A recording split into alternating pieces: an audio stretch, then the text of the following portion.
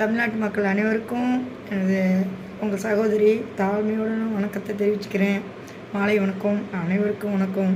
பிள்ளைகளுக்கும் சகோதரிக்கும் தாய் தப்பா எல்லாருக்கும் வணக்கம், கோடி வணக்கம். நீங்கள் எல்லாம் சேர்ந்து இந்த அளவுக்கு நமது விஜயை நீங்கள் சப்போர்ட் பண்ணி சிஎம் ஆக்கினதுக்கு, முதல்வர் ஆக்கினதுக்கு ரொம்ப நன்றி, ரொம்ப நன்றி. ஏன்னா நமக்கு நாட்டுக்கு ஒரு மாற்றம் வேணும்னு நான் நினச்சேன். ஏன்னா நான்லாம் எனக்கு தெரிஞ்சது, எங்கள் அப்பா தெரிஞ்சது திமுக இப்படியே தான் போயிட்டுருந்தோம்.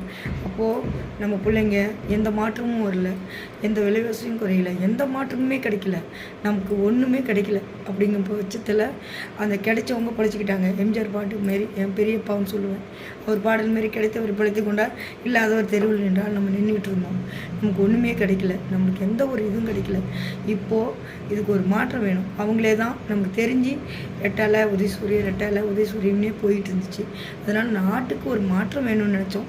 அவங்க எதுவும் செய்யலைன்னா சொல்லலை, சரிங்களா? மாற்றம் வேணும்னு நினச்சோம். அது அந்த அம்மா இருந்தாங்க, கொஞ்சம் இதை பண்ணாங்க. எம்ஜிஆர் வந்தாங்க, கொஞ்சம் பண்ணாங்க.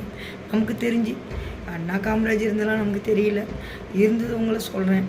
இப்போது அவர் வந்தார், கலைஞர், அவரால் முடிஞ்சது செஞ்சுட்டு போனார். அவர் எல்லாமே பண்ணார் ஸ்டாலின். ஆனால் இப்போன்னா ஒரு மாற்றம் வேணும்னு நம்ம எதிர்பார்த்தோம். அது விஜய் தம்பி ரொம்ப நல்லவர். எனக்கு தெரிஞ்சு படத்தில் நடிக்கிறதுலேருந்து எல்லா உதவியும் பண்ணிக்கிட்டு இருந்திருக்காரு. அதை நினச்சி தான் நம்ம மனசில் கருத்து கொண்டு, இல்லை ஒரு மாற்றம் வரணும், நம்மளும் இதில் போடணும், இதுக்காக நம்ம எல்லாத்தையும் பாடுபடணும், 4 பேர்த்திட்டு பேசணும். அதாவது கல்வி ஒன்று தான், நம்ம கற்ற கல்வி ஒன்று தான் பிறருக்கு சொன்னால் குறையாது செல்வம். அது மாதிரி நமக்கு தெரிஞ்சதை பிறருக்கு சொல்லணும். அது மாதிரி தெரியாதவங்கக்கிட்ட என்னுடைய கருத்தை 4 பேர்த்திட்டு நானும் எடுத்து சொல்லி அதை வீடியோவாகவும் போட்டேன், அன்பாக எடுத்தும் சொன்னேன்.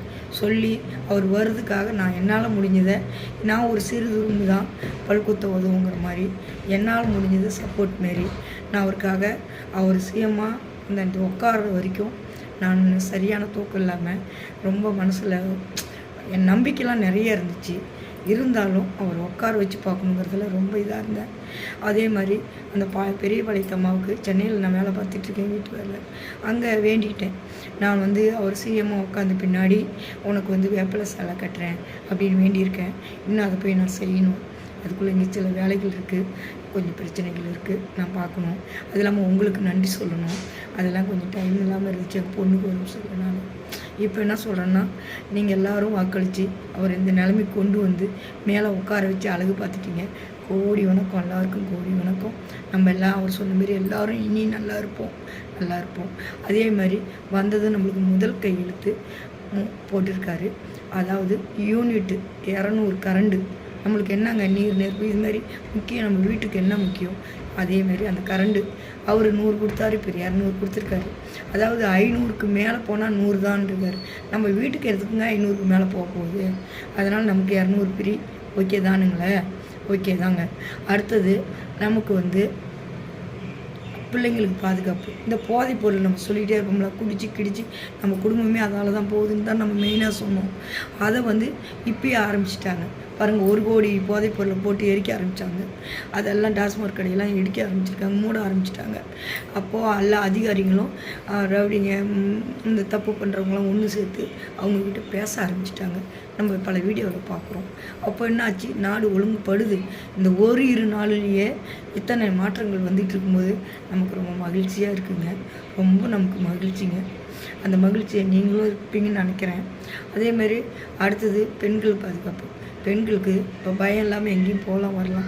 போதை ஒழிஞ்சவே போதுங்க. நான் அதுமாரி சொல்லிகிட்ருக்கேன். அது பரவாயில்ல. இதுமாரி 2-3 போட்டிருக்காங்க. சில ஆண்கள் கேட்குறாங்க காமெடியாக, பெண்களுக்கு தான் எல்லா திட்டமும் கொடுத்துருக்காங்க. மகளிர் திட்டம், மாமன் மோதிரம் திட்டம், மாமன் பட்டு சேலை திட்டம், அந்த திட்டம் இந்த திட்டம்னு ஆண்களுக்கு இல்லையான்னு ஒரு சிலர் வீடியோவில் போட்டிருந்தாங்க. அந்த தம்பிங்களுக்கு நான் ரொம்ப தலைவணிக்கு சொல்கிறேன், தம்பி, ஒருத்தருக்கு கொடுக்குறாங்கன்னா அதில் ஆணோ பெண்ணோ நம்ம குடும்பத்தில் நம்ம பிள்ளைங்க, நம்ம மனைவி கையில் வாங்கினா என்ன, கணவன் கையில் வாங்கினா என்ன, யாரோ குடும்ப தலைவனுக்கு கொடுத்தாங்க, தலைவிக்கு கொடுத்தாங்க. இப்போது அதனால் நமக்கு வந்து சேர்றது நம்ம ஒரு குடும்பத்துக்கு, ஒவ்வொரு குடும்பத்துக்கும் அது வந்து சேருது இல்லையா? அது போதும் இல்லையா? அதனால் நமக்கு அது போதும்.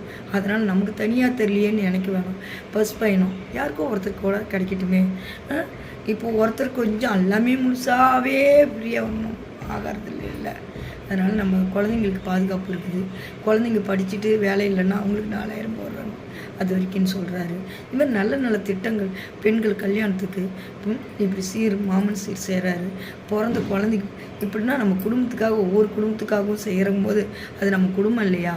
அதில் ஆண் வாங்கினா என்ன, பெண் வாங்கினா என்ன? ஏன் அதெல்லாம் பிரித்து பார்க்குறீங்க? அது பார்க்காதீங்க. இந்த அளவுக்கு இருக்குதுன்னா நம்ம நாடு இனி நல்லா இருக்கும், நல்லா வரும்னு நம்புங்க. அவர் சொன்ன மாதிரி கொஞ்சம்லாம் கடனாக 10 கோடி இருக்கும், அதெல்லாம் சரி பண்ணி தானேங்க. முன்ன இருந்தது ஆப்பையில் இருந்தால் தாங்க வரும். கொஞ்சம்லாம் சரி பண்ணி அவர் நமக்கு பண்ணுவார். 6 சிலிண்ட்ரு எல்லாம் சொல்லியிருக்காரு தான். ஆனால் சாத்தியம் இல்லைனாலும் அவர் சாத்தியப்படுத்துவார். அவர் அதுக்கு ஒரு விளக்கம் சொல்லியிருக்காரு. எல்லாம் கரெக்ட் பண்ணால் அது உங்களுக்கு சாத்தியம் அப்படின்னு சொல்லியிருக்காரு. அதனால் அவர் எல்லாம் கரெக்ட் பண்ணுவார். நம்ம கொஞ்சம் பொறுமையாக இருப்போம். அதுக்குள்ளே அந்த அவதூறும் அது இதுவும் எல்லோரும் பேச தான் ஆரம்பிப்பாங்க. நம்ம அமைதியாக இருப்போம், மக்கள் அமைதியாக இருப்போம். இப்போ நம்ம எவ்வளோ அமைதியாக இருந்து எவ்வளோ சாதிச்சிட்டோம் பார்த்தீங்களா? நீங்களே நினச்சி பாருங்கள்.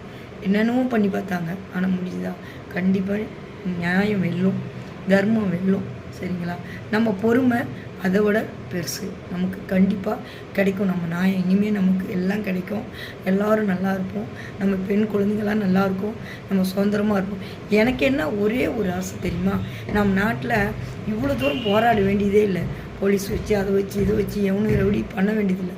ஒரே திட்டம், சவுதி மாரி துபாய் மாரி பெண்ணை தொட்டா அவனை மத்தியில் மக்கள் மத்தியில் நிறுத்தி அவனை ஆடையை கழட்டி ஆணூர் பருக்கணும். அதேமாரி திருடனா ஒருத்தன் பொருளை களவானா அவனை மக்கள் மத்தியில் வச்சு கை விரலை வெட்டணும். அப்போ பாருங்கள், அவன் எவனும் தப்பு செய்ய மாட்டான்.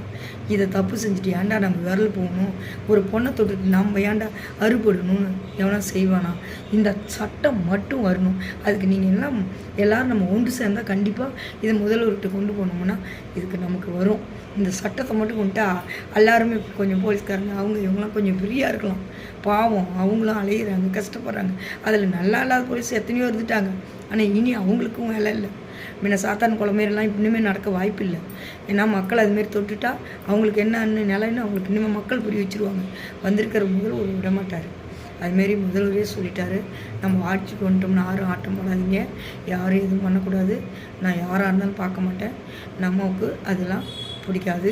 மக்கள் சேவை தான் மகேஷ் சேவை மாரின்னு சொல்லியிருக்காரு. அதனால் நல்லதே நடக்கும், நல்லா இருப்போம். எல்லாருக்கும் மகிழ்ச்சி. இப்படி வர வச்சு உட்கார வச்சு அனைவருக்கும் எனக்கு அன்பான மகிழ்ச்சி. நான் கூடிய விரைவில் போய் நான் வேப்பில் சேலை கட்ட போகிறேன். அவருக்கு நல்லா இருப்பார். அவர் பிள்ளைங்களோட மனைவியோடு சேர்ந்து இப்போ வேண்டிட்டு வரேன். நீங்கள் எல்லோரும் அவருக்காக வேண்டிக்குங்க. நல்லதே செய்வார். கொஞ்சம் பொறுமையாக இருக்கலாம், அவ்வளோதான். நன்றி, வணக்கம்.